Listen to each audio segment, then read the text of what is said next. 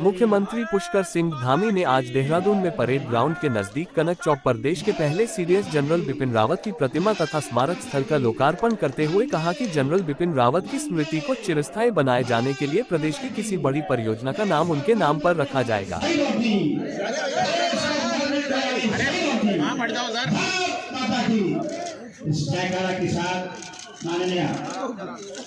मुख्यमंत्री महोदय का बिपिन रावत अमर रहे।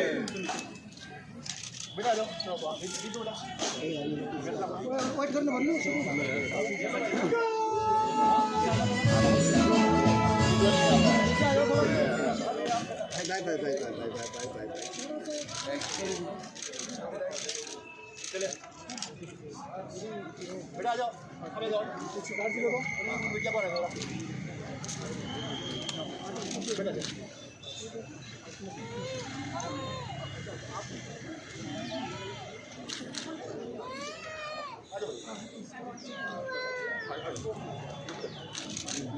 भाई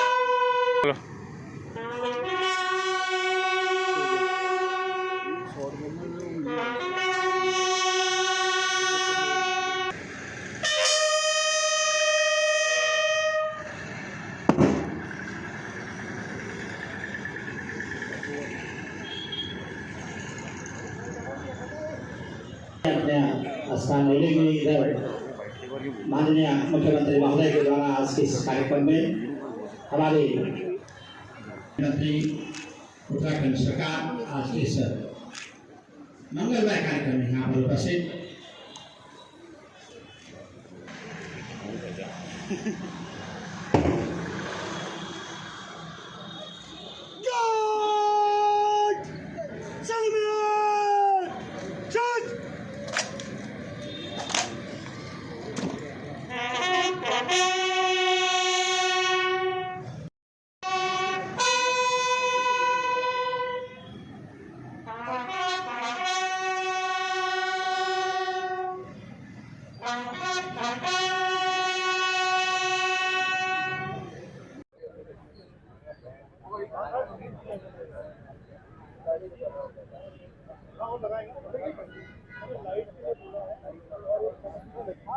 सेना के बारे में आपने सुना है, उनकी निष्ठा, उनकी कर्तव्य, उनकी कमिटमेंट, उनकी डेडिकेशन, उनका एक जज्बा, एक जुनून, कुछ करके दिखलाने की भावना का आपने देखा। वो जब भी बात करते थे तो अपने दिल से बात करते थे। He always spoke his heart without any fear, without any fear even a percent of a thing at the back of his mind। वो उनकी एक काबिले तारीफ एक लीडरशिप की भावना थी। लेकिन मिलिट्री के बारे में आप सब ने सुना होगा, सब ने देखा है, टीवी में देखा है, पत्रिकाओं में पढ़ा है, बार बार हर चीज़ आपने देखी है। मैं इस 5 मिनट में ज़्यादा तो नहीं बोल पाऊंगा, लेकिन कोशिश करूंगा कि जिस भूमि पे आज हम सब यहाँ पे एकत्रित हुए हैं, ये 5 मिनट में उसके प्रति उनकी क्या भावना थी, उनकी क्या इच्छा थी, किस तरह से कृतज्ञ थे उसके प्रति, वो उसके बारे में आपको बताना चाहूँगा। आज मैं यहाँ पे उत्तराखंड की इस भूमि पे खड़ा हूँ तो आज उनकी बदौलत खड़ा हूँ। मैं पौड़ी गढ़वाल से हूँ, लेकिन बेस मेरा लुधियाना पंजाब में था और है आज भी। लेकिन उन्होंने बोला नहीं बेटा, तू यहाँ नहीं, आप उत्तराखंड में सेटल होंगे और हम सब उत्तराखंड में जाकर इस उत्तराखंड के युवा पीढ़ी के लिए और उत्तराखंड स्टेट के लिए मिलकर काम करेंगे। 3 दिसंबर 2021 की बात मैं आपसे शेयर करना चाहूँगा। जब सुबह तकरीबन 2 से 3 घंटे मैंने उनके साथ में बिताए और रिटायरमेंट के बाद उसके बाद मैं देहरादून की तरफ रवानगी कर रहा था। तो मैंने कहा सर आप तो कहाँ वहाँ पे आएंगे? कह रहे मैं 8 तारीख को मैं जा रहा हूँ वेलिंगटन। तभी मिसेस रावत भी वहाँ पे आई। मजाक में उन्होंने मेरे से बोला कि गुलाब इनको बोल कि मेरे को साथ में क्यों नहीं लेके जाते। तो मैंने कहा मैडम आपको लेके जा रहे हैं वेलिंगटन। तो कहा कि मैं 8 को वापस वहाँ से 9 को आऊँगा, उसके बाद 10 को मैं देहरादून पहुँचूँगा और 11 तारीख को माननीय मुख्यमंत्री जी के साथ उन्होंने डिनर का फिक्स करना था या फिक्स कर चुके थे, और 12 तारीख को अपने मकान की उन्होंने प्रोग्रेस देखनी थी और वापस जाना था।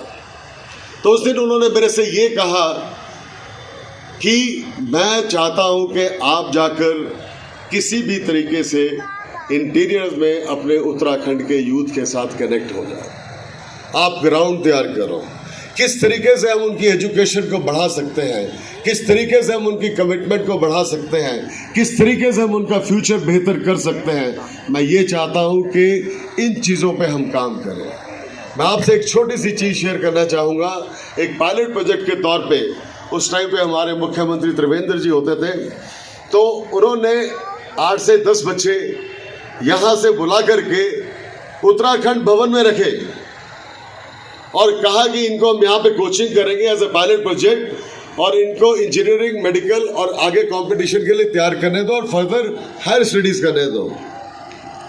मैं आपसे शेयर करना चाहूँगा कि 1 हफ्ते के बाद वो 8 बच्चे वहाँ पे कोई भी बच्चा अवेलेबल नहीं था। कोई किसी होटल में चला गया, कोई किसी रेस्टोरेंट में चला गया, कोई कहीं चला गया। मैं ये कहना चाहता हूँ कि उनका था कि किस तरीके से हमें अपने बच्चों की सोच को बदलना है। वो आज के साथ मैं उस चीज़ को शेयर करना चाहता हूँ जो उनके विचारों में थी, जो उनकी सोच में थी, कि हमारे बच्चों में जो कमिटमेंट है, जो हमारे उनका कॉन्फिडेंस है, जो हमारे उनके फ्यूचर का है, उनकी सोच को हमें बदलाव में लाना है। वो उनका मेन किरदार था। और हमेशा मैं उनसे मजाक करता था कि सर आप NSA अभी CDS की पद्धति के बाद देहरादून कहाँ पहुँचोगे? आज अगर जिंदा होते हो तो मैं आपको दावे से कहता हूँ कि 16 मार्च को उनका 65वां जन्मदिन था और CDS का टेन्योर भी उसके साथ संपन्न होना था उनका 31 मार्च को। और उन्होंने ये वादा किया था कि मैं आज ये वादा करता हूं कि मैं एक दिन भी उसके बाद दिल्ली में नहीं रुकूंगा। मेरा सीधा मूव होगा देहरादून की तरफ और मेरी पूरी लाइफ कमिटमेंट रहेगी अपने उत्तराखंड की तरफ। ये उनका लगाव था, ये उनकी सोच थी, ये उनकी निष्ठा थी।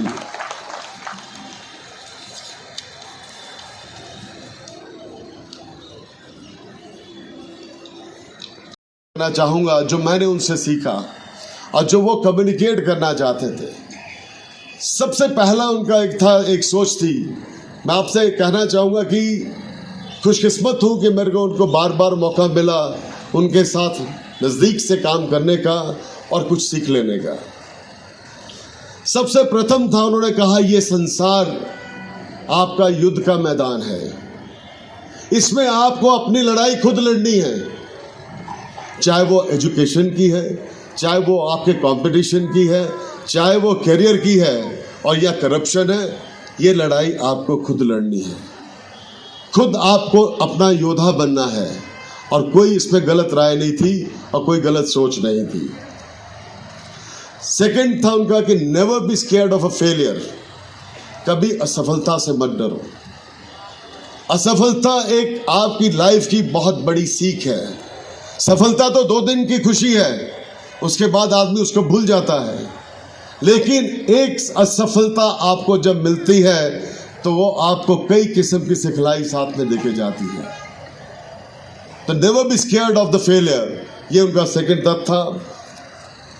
तीसरा था कि दुनिया में अगर आए हो तो चैलेंज देना सीखो और चैलेंज लेना भी सीखो। और मैं आपको कह रहा हूं कि ये उनका कमांड का स्टाइल था, एक उनका लीडरशिप स्टाइल था।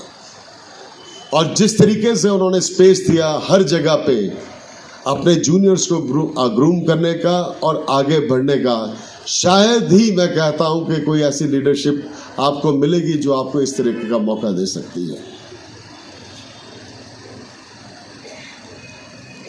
नेक्स्ट था उनका आपका अपना आत्मविश्वास सबसे सर्वश्रेष्ठ है और आपकी ईमानदारी। हमारे पास, हम उत्तराखंडियों के पास हमारा डीएनए स्ट्रक्चर है जो हमारी विरासत है। इस विरासत को हम कभी कंप्रोमाइज नहीं करने देंगे। अगर हम इस विरासत को जिंदा रखेंगे, यही हमारी धरोहर है, यही हमारी विरासत है और यही हमें आगे बढ़ने में, हमारी कामयाबी में हमें सफलता देगी। मैं इतना ज़्यादा समय नहीं लूँगा, लेकिन आपको इतना मैं कहना चाहूँगा, वो जहाँ पर भी हैं आज भी उनकी निगाहें और उनकी सोच और उनके विचार इस उत्तराखंड की तरफ है, इस उत्तराखंड के युवा की तरफ है और इस उत्तराखंड के फ्यूचर की तरफ है।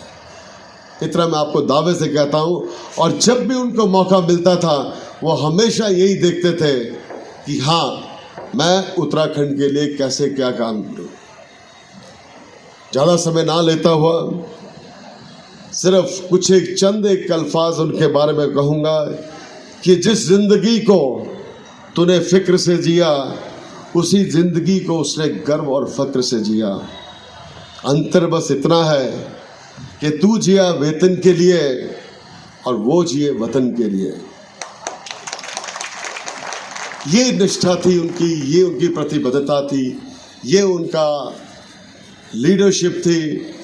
और चाहे आप कुछ भी कहो, आज चाहे मानो या ना मानो, मेरा दिल कहता है और उनकी आत्मा सुनती है और जहाँ भी हैं वो सुन रहे हैं कि आज का जो ये प्रोग्राम हुआ है, इसके लिए कोई अल्फाज नहीं है कि जो स्मृति चिन्ह हमने उनकी याद में इस अपनी देवभूमि में आज रखा है, उसके लिए मैं एक बार फिर से मुख्यमंत्री जी का और अपने सैनिक कल्याण मंत्री, कृषि मंत्री जी का बहुत बहुत धन्यवाद करता हूँ। ये हमारे आने वाली युवा पीढ़ी के लिए बहुत ही बड़ा मोटिवेशन और एक आगे बढ़ने की और कुछ कर लेने की क्षमता का हमेशा चिन्ह रहेगा। एक बार फिर से धन्यवाद।